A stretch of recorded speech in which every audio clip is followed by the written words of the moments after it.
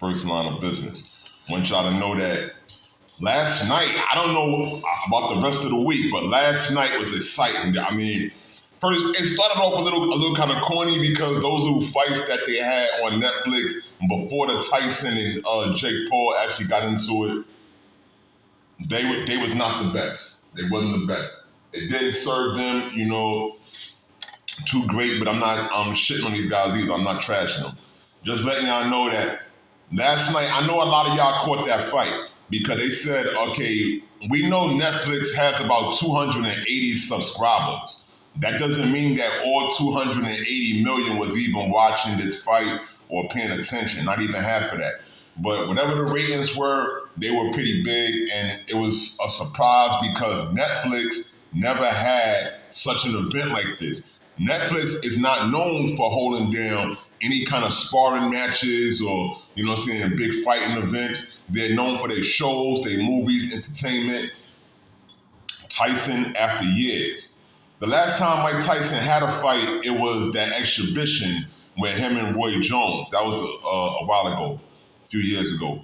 And Roy Jones, he came out of retirement, did his thing too. It was good to see two greats out there going back and forth, and they had great respect for each other after the fight. This Mike Tyson fight with him and Jake Paul, some folks thought that it was just because Tyson needed some money, but as you can see, Tyson already made his redemption in life and his second comeback, so he's already, there with the cash, but the money just helps. $20 million more in his bank account. How about that? It's Mike Tyson, one of the greatest, former champ back then, until he lost to Buster Douglas in 1990, and then that's when things changed, and then we know the rest of the story with Holyfield and all that. But shout out to Mike Tyson. I think that with this fight, though, too, a lot of folks believe that it was rigged. I'm not all the way sewn on it myself, but I'm not taking away anything from what they're putting together as far as sporting events. I love sports. I think it's great, even with exhibition. Shout out to More Beats. Make sure y'all pay attention to Mr. L. Saturdays with Mr. L next, coming up 10 to 12. I think that Tyson fight last night, it could have been a little bit more exciting. And people thought that a 58-year-old man fighting a 27-year-old, that's 31 years. This guy wasn't even alive when Tyson was in his prime, really getting busy and doing it up. So, first of all, I just want to let y'all know it was a cool fight. And if it can get another 20 mil for a bro like Tyson, why not? We know that this was not a real loss to Jake Paul. It was what it was.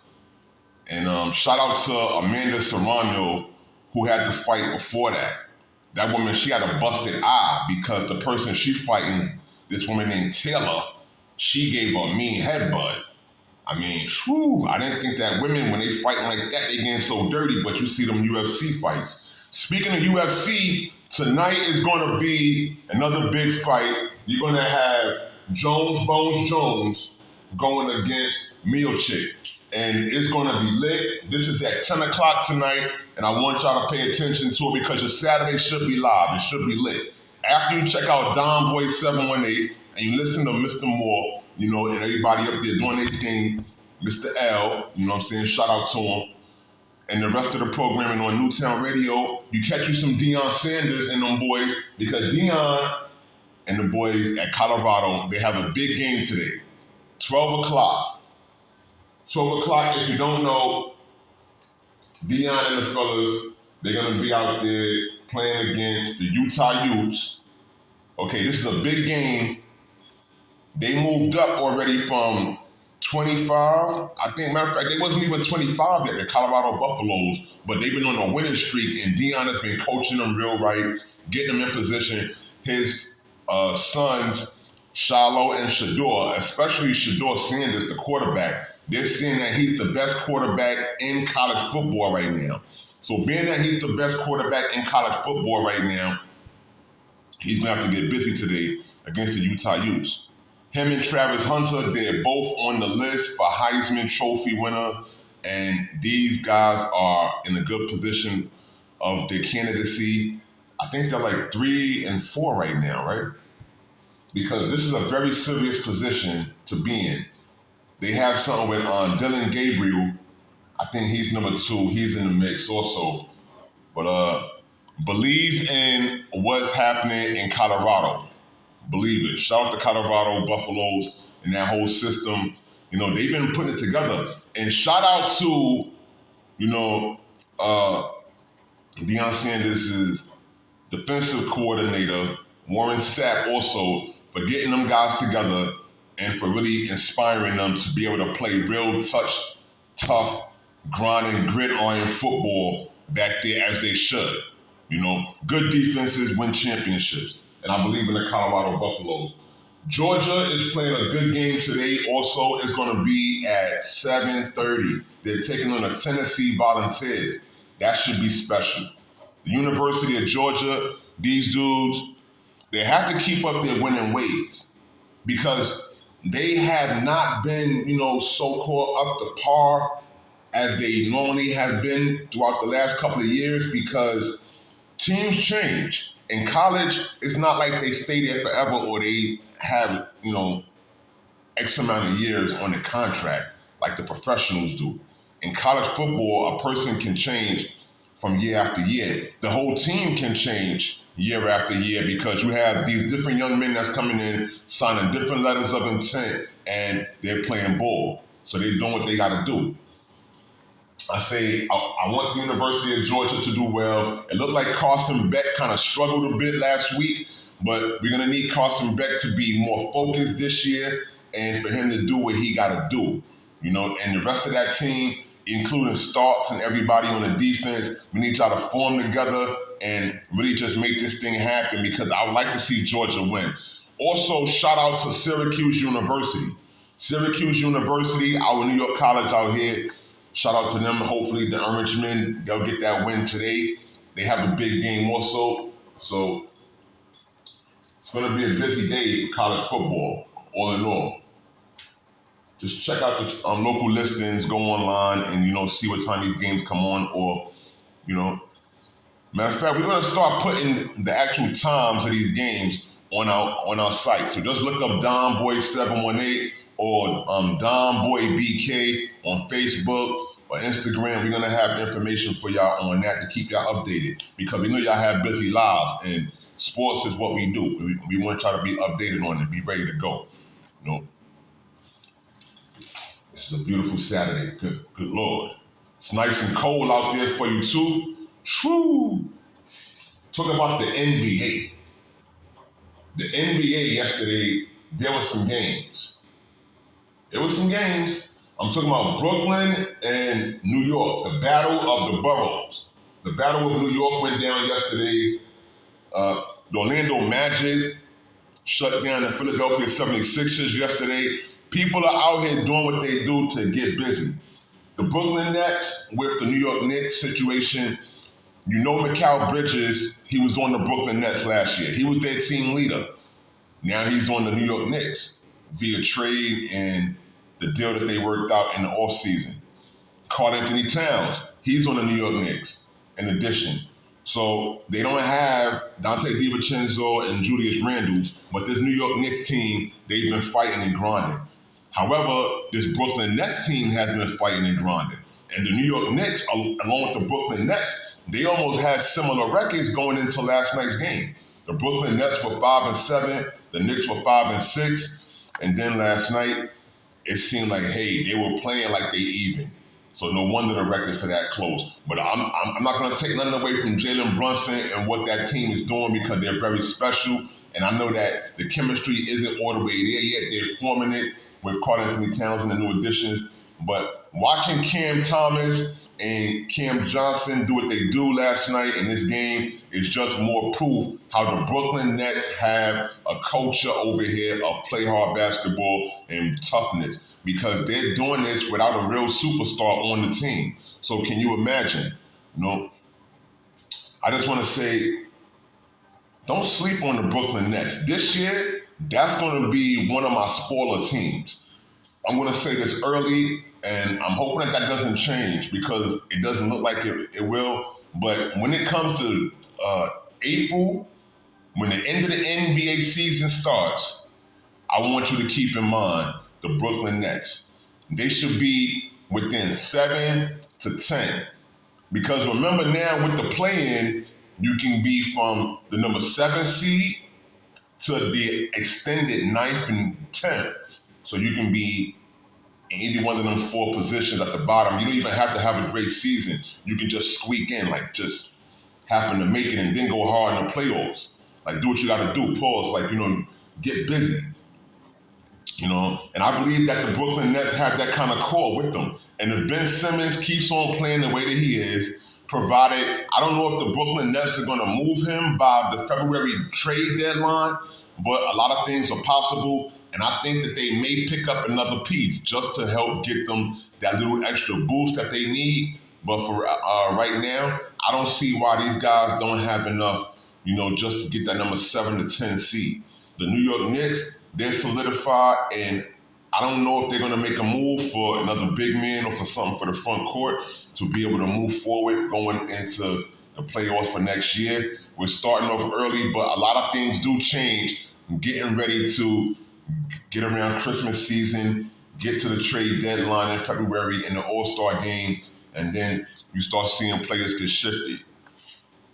Shout out to Anthony Edwards and the Minnesota Timberwolves for doing what they do. They've been staying on pace.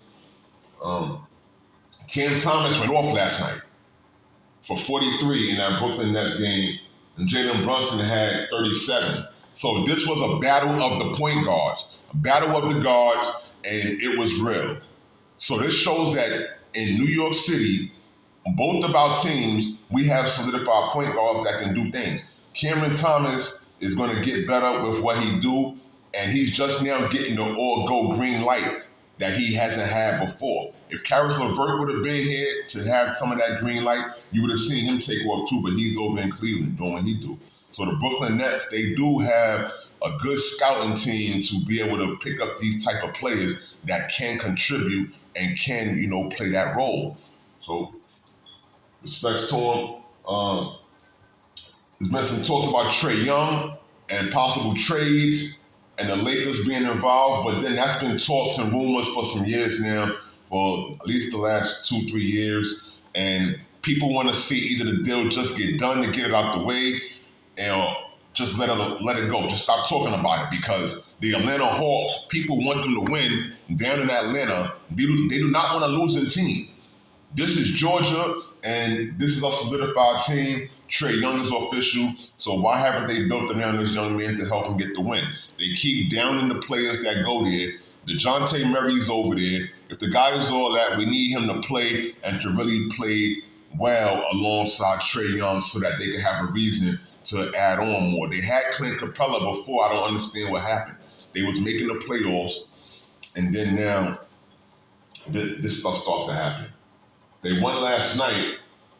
They won last night against the Washington Wizards, and so I guess that'll help push the momentum since they're 6-7 in the East. The whole Eastern Conference seems to be struggling right now.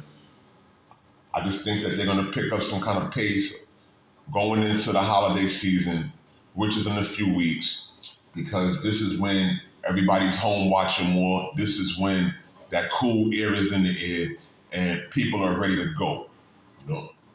So shout out to the NBA.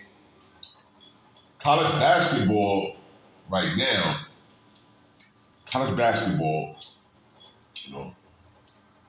here's the thing. Juju Watkins is back, y'all. USC is at it again, and Juju Watkins is handling her business. Juju Watkins is going to be special once she enters the WNBA. People want her in there almost as soon as possible. Her and Paige Buckler, they're back.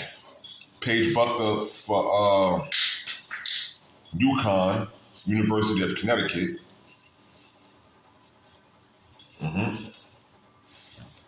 Those are two really great players, and we got to look forward to them entering the WNBA at some point.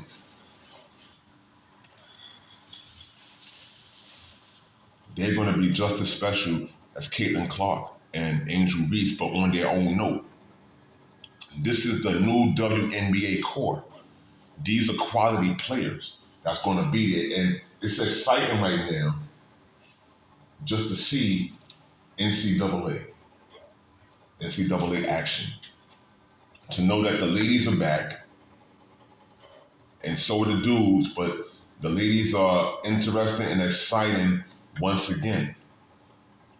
I think this is going to be a thing here where we're going to have to watch both cores, the women's and the men's teams, because the NCAA, we've seen great talents that have been displayed. And check out our sites. Also, there are some new young people, including some high school talent, that's going to be on the way. Speaking of high school and college, Keon Anthony. Shout out to Lala and Carmelo Anthony for raising a quality son. Straight up dude, Keon Anthony, for following the footsteps but making his lane and going to Syracuse University, making a commitment to attend Syracuse and to play on the same team that his father was on. He's going to make his own way. I say shout out to Keon. You know, people are comparing him to LeBron's son, Bronny, or Jordan's son. Why these guys didn't have as much success or get as rated as highly. But I just think that it comes along with the commitment of the individual, not just who your parents are. So that's a big part to look at when, you know, rating these players or just even talking about their skill set and what they can produce. Like, you have to do it on the court. The same way on the job, you have to do it in the office or wherever you're at on the job. You got to do it on the clock. Get it done on the court. Beautiful Saturday, beautiful Saturday. Check us out. We're going to have some remote shows going on this week. Check out tomorrow. We're going to talk some NFL action. But I just want to give a shout out to the NHL first for right now. The NHL, and if you look at it, Matthew Tkachuk and these Florida Panthers, they're not number one anymore. Well, let me tell you like this. You know who's been creeping up? And you're going to be surprised for this one. I'm trying to tell you. The Winnipeg Jets, they have taken some losses now. They're 15-2. I told you about the Winnipeg Jets and what they were doing. Now, you have the New Jersey Devils. The New Jersey Devils are pulling up. They want to make the playoffs this year. They want to be more relevant. They want to do better than they was last year because they wasn't the most relevant, even though they kind of made the playoffs and didn't go far. They were scratched out early. We're going to see what happens. And, of course, the New York Rangers, they went from third spot to fourth now, just under the Carolina Hurricanes. Last time I talked to you, they was 8-3. Now they're 10-4. So we're gonna look for them to play better and get it right on the ice. And we want those wins to happen for New York regardless. Shout out to everybody, whatever y'all doing. It's a great Saturday. Don Boy 718. I know we didn't do a big show for y'all today, but we're gonna be back live and fresh next week. We're gonna be in the grind and in the mix. Whatever you're doing today, do it with pride. Enjoy yourselves. Check out Mr. L next 10 to 12. And then after that, just be ready to enjoy Deion and them boys if you're a college football fan, or do something with your Saturday, but just don't be sad and depressed. Go out there and live your life and be the best. God bless.